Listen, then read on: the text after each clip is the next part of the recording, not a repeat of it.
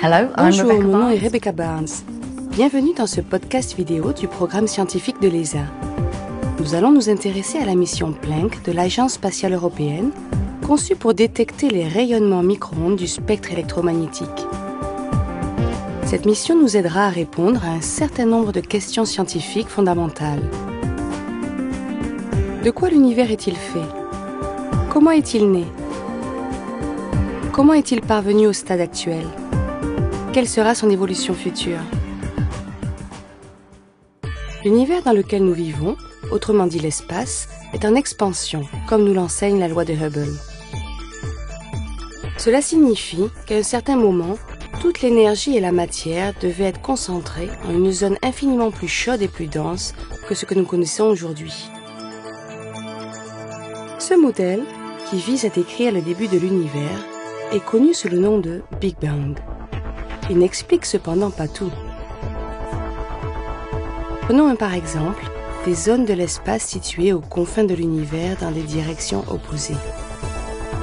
Si l'on inverse le cours du temps et l'expansion de l'univers tel que le décrive le modèle du Big Bang, on constate que le temps de propagation de la lumière, pour aller de l'une à l'autre, dépasse l'âge de l'univers. La théorie, généralement admise aujourd'hui pour expliquer ce phénomène, est celle de l'inflation cosmique. Notre univers est apparu il y a environ 14 milliards d'années. On pense qu'au début, il a connu une expansion exponentielle sous l'effet d'un processus dénommé inflation. Cette brève période a donné naissance à un plasma très chaud et très dense de particules élémentaires. En se dilatant, le plasma s'est refroidi et les conditions ont été réunies pour qu'apparaisse une soupe primordiale de quarks et d'électrons, éléments constitutifs de la matière. Environ 300 000 ans plus tard, les premiers atomes se sont formés, l'hydrogène et l'hélium. Au départ, ces atomes étaient ionisés.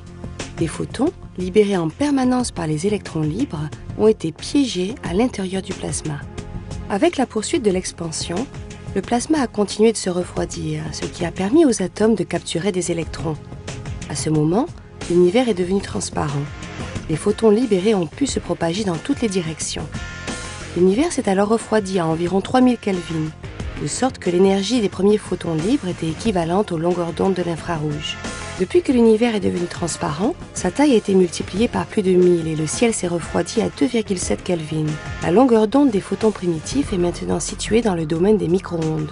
Malgré leur long périple jusqu'à nous, ces photons conservent les caractéristiques physiques qu'ils ont acquises lorsque l'univers était encore jeune et opaque. Aujourd'hui, ce reliquat du Big Bang peut être détecté sous la forme d'un rayonnement fossile, également appelé bruit de fond résiduel.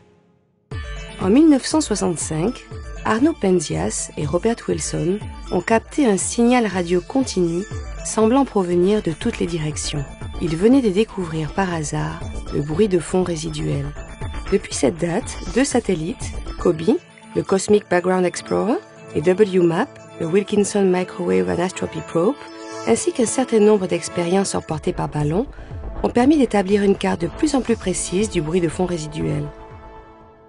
Après 40 ans de recherche, on sait maintenant qu'il existe d'infimes variations de température au sein du bruit de fond résiduel.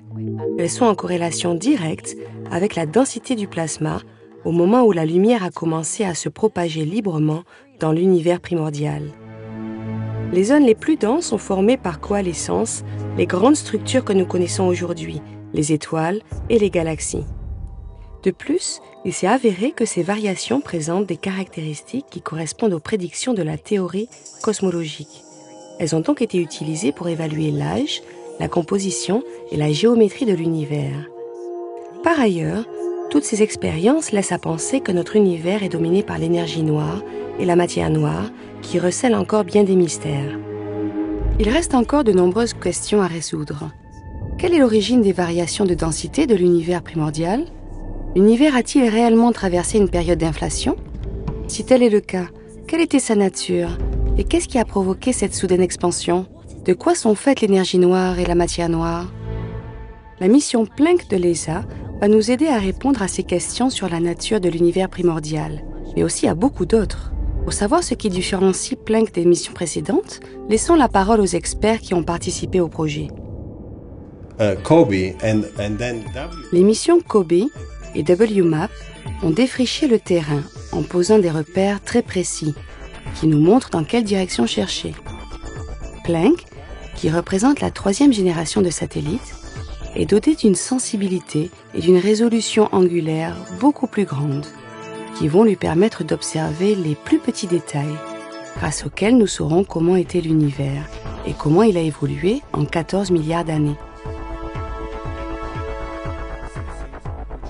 Planck va nous permettre d'établir certaines prédictions bien précises qui n'étaient pas possibles avec les satellites précédents. Il ne s'agit plus seulement de détecter les variations d'intensité, du rayonnement cosmique micro-ondes entre différentes zones. Le phénomène à observer est ce que les physiciens appellent la polarisation, principe utilisé dans les lunettes de soleil polarisées, où les vibrations lumineuses sont orientées dans une certaine direction. Les modèles prévisionnels rattachent ce phénomène à l'inflation, de sorte que, si l'on en retrouve la signature, on n'aura non pas la preuve, car il ne peut y avoir de certitude absolue, mais un indice très fort en faveur de l'existence de cette période d'inflation.